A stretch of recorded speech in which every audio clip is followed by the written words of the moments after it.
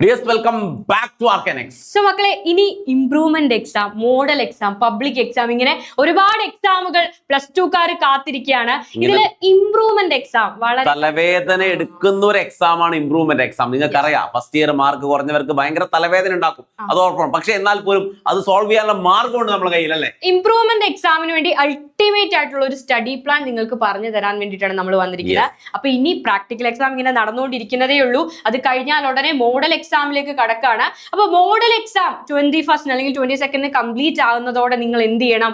+2 മുഴുവൻ പഠിച്ചു കഴിഞ്ഞിരിക്കണം അല്ലേ? ഇനി അത് കഴിഞ്ഞുള്ള കുറച്ച് സമയം എന്ന് പറയുന്നത് നമുക്ക് +2 റിവിഷന് വേണ്ടിയിട്ടും അതേപോലെ +1 ഇംപ്രൂവ്മെന്റ് എക്സാമിന് വേണ്ടിയിട്ടുള്ള ടൈമാണ്. ആ സമയം കറക്റ്റ് ആയിട്ട് യൂട്ടിലൈസ് ചെയ്താൽ ഇംപ്രൂവ്മെന്റ് എക്സാം നല്ലൊരു മാർക്കും. യെസ് മക്കളെ, ഇംപ്രൂവ്മെന്റ് എക്സാം നിങ്ങൾക്ക് അറിയാം, +1 ബോർഡുകാർ ഏത് എക്സാം ആണോ എഴുതുന്നത് അതേ എക്സാം ആണ് നിങ്ങളും എഴുതേണ്ടത്. അപ്പൊ അതിനനുസരിച്ച് ഒരു പ്ലാൻ നമ്മളുടെ കയ്യിൽ ഉണ്ടായിരിക്കണം.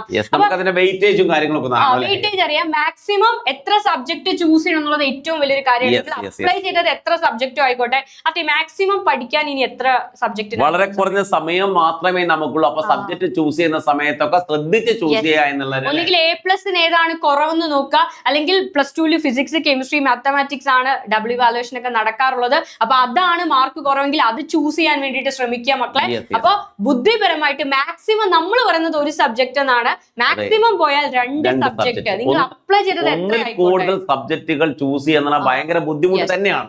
എന്നാൽ മാക്സിമം നിങ്ങൾ എന്ത് ചെയ്യുക?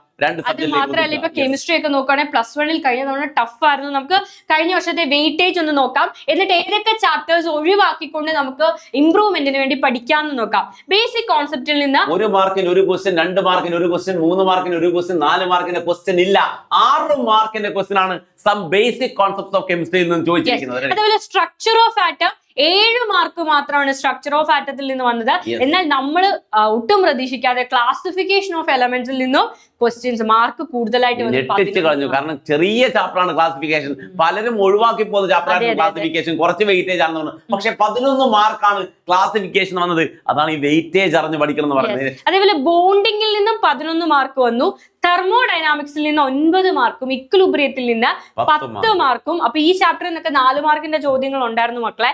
റിഡോക്സിൽ നിന്ന് 5 മാർക്കും, ഓർഗാനിക്കിൽ നിന്ന് 9ഉം, ഹൈഡ്രോ കാർബണിൽ നിന്ന് 10 മാർക്കുമാണ് ഏകദേശം.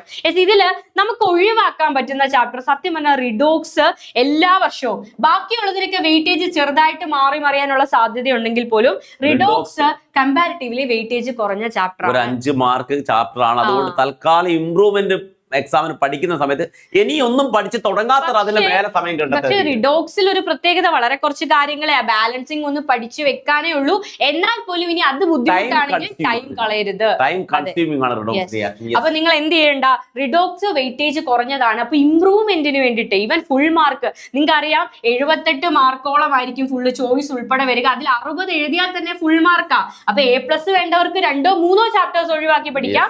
എന്നാൽ ഫുൾ മാർക്ക് വേണ്ടവര് മാക്സിമം 2 ചാപ്റ്റേഴ്സ് ഒഴിവാക്കി ബാക്കിയുള്ള ചാപ്റ്റേഴ്സ് വൈസ് ആയിട്ട് തിരഞ്ഞെടുക്കാം. സോ റിഡോക്സ് നമുക്ക് ഒഴിവാക്കാം, വെയിറ്റേജ് കമ്പാരിറ്റീവ്ലി കുറഞ്ഞതാണ് ഒഴിവാക്കി. ബേസിക് കോൺസെപ്റ്റ് കെമിസ്ട്രിയിലെ കുറെ കാര്യങ്ങൾ നിങ്ങൾ ഓൾറെഡി +2 പഠിച്ചിട്ടുണ്ട് അല്ലേ?